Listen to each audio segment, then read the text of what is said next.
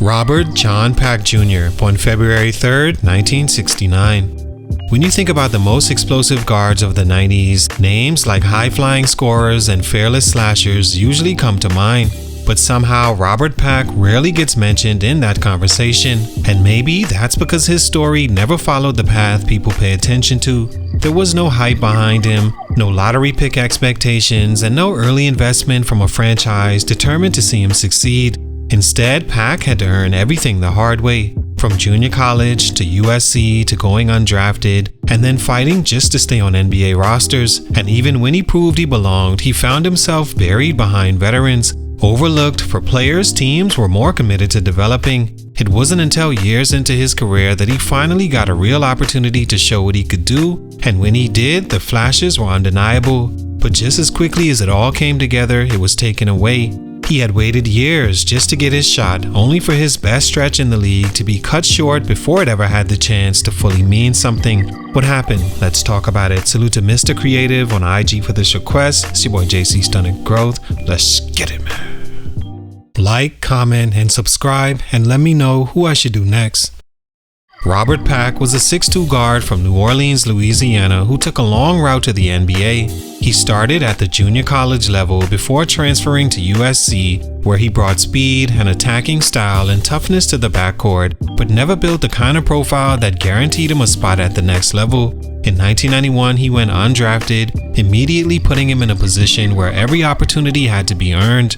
He caught on with the Portland Trail Blazers, a veteran team with little room for a young guard to develop.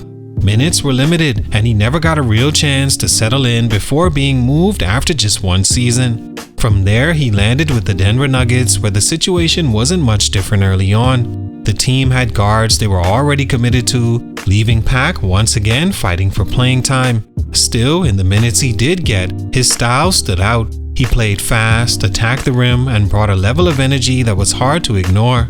Over time, his role in Denver slowly grew. He wasn't featured yet, but he was doing enough to stay in the rotation and build momentum. That momentum carried into a trade to the Washington Bullets, where things finally shifted. His role expanded, his minutes increased, and for the first time he was given real responsibility. The flashes started turning into consistent production, and it looked like he had finally carved out his place.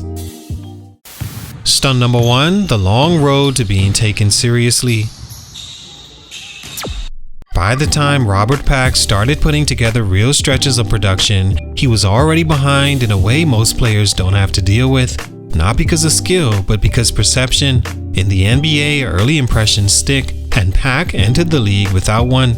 No draft slot, no expectations, and no real reason for a team to prioritize figuring him out. So even as he improved, there was always a delay between what he was doing and how he was being viewed.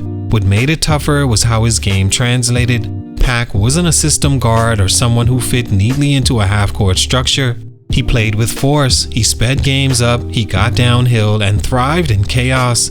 That kind of style doesn't always earn trust right away, especially in the early 90s when teams leaned more toward control at the point guard position. Coaches often preferred guards who managed the game over ones who tried to break it open. So even when Pack was effective, it didn't always look right in the context of how teams wanted to play. You could see it in how his role fluctuated. One night, he'd bring a burst of energy that changed the pace of a game. The next night, his minutes would shrink. And it wasn't always tied to performance, it was tied to comfort. And Pack's game, for all its impact, wasn't something teams seemed fully comfortable handing the keys to. He had to prove himself over and over again, not just with his production, but with consistency in a role that was never fully his. Then there's timing. The league was starting to shift more toward athletic, attacking guards, but it hadn't fully embraced that mold yet.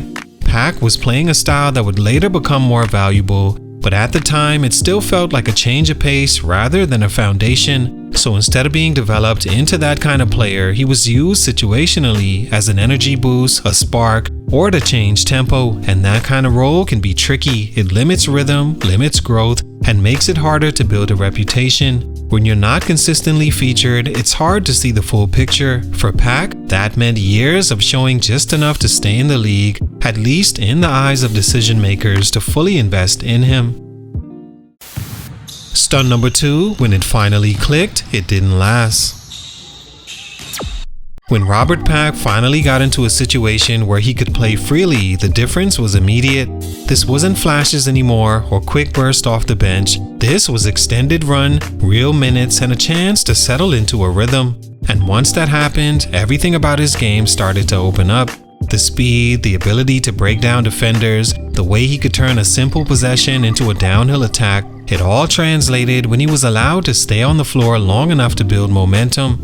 There were stretches where he looked like one of the quickest guards in the league, and not just fast in a straight line, but explosive with the ball, able to shift directions and get into the paint whenever he wanted. He wasn't waiting for plays to develop, he was creating them on the fly. Defenses had to react to him, collapse on him, and adjust to his pace, and once that started happening, it started to create opportunities not just for him, but for everyone else on the floor.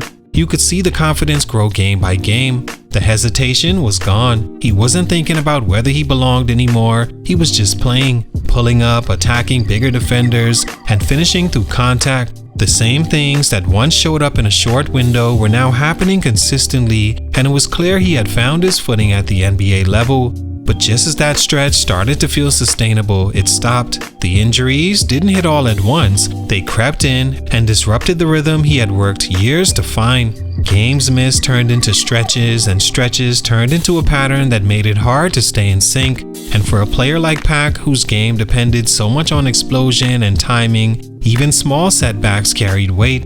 It wasn't just about getting back on the court, it was about getting back to the same level of sharpness, the same burst, and the same confidence to attack without hesitation. And that's where things started to slip. Not dramatically, not overnight, but gradually. The consistency he had finally built began to fade, replaced by stop-and-go stretches that never quite allowed him to regain the same flow.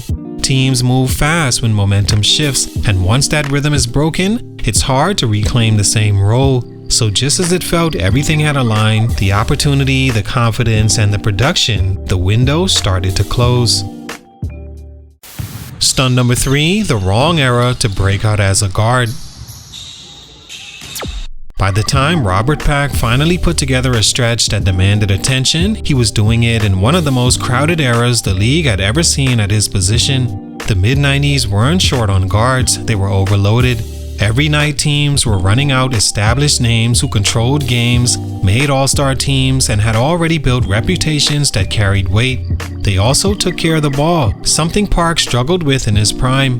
It wasn't just about playing well, it was about standing out in a space where a lot of players were already doing similar things at a high level. That made Pack's timing difficult in a way that doesn't show up in the basic numbers. Because even when he was producing, even when he was putting together strong performances, it didn't automatically shift how he was viewed across the league. He wasn't entering a position that needed new faces, he was stepping into one that already had a hierarchy. And once that hierarchy is in place, it's hard to break into it, especially without years of consistency behind you. It also affected how teams approached him. Guards during that time weren't just interchangeable pieces. Teams committed to their lead guards, built systems around them, and gave them the time to grow through mistakes. Pack didn't come up in that environment, so when he did show he could handle a larger role, it wasn't met with the same long-term investment. Not because he couldn't play, but because teams already had direction at that position. And that's where timing stands out the most. If that same stretch happens in a different era, one where teams are still searching for answers at point guard or more open to reshaping their rotations, it likely gets received differently. There's more room to experiment, more willingness to hand over responsibility, and more opportunity to build off that momentum. But in the mid-90s, stability at the guard position was already established across the league. So instead of the breakout stretch opening new doors, it existed more in isolation. It showed what he could do, but it didn't shift his place in the bigger picture the way it might have under different circumstances. And in a league where perception and timing often matter just as much as production, that made a difference. All in all, Robert Pack's career never followed the kind of timeline that allows momentum to build and stick. By the time things fully started to come together, he had already spent years fighting just to get to that point. And when that stretch came, it didn't last long enough to shift how teams viewed him or what they were willing to invest. But even with that, there's something to be said about lasting in the league as long as he did. 13 years in the NBA without being drafted, without a guaranteed role, and without a team ever fully committing to you from the start, that doesn't happen by accident. That's consistency, that's work, and that's finding a way to stay valuable no matter the situation. His best stretch may have come and gone quickly, and timing may not have worked in his favor, but he still carved out a real career in one of the most competitive eras for guards the league has ever seen. And for someone who had to earn everything from the moment he stepped in, that part of his story carries just as much weight. Salute, much respect, but for these reasons, the perception of him was stunted. It's your boy JC Stunted Growth. Hit him out.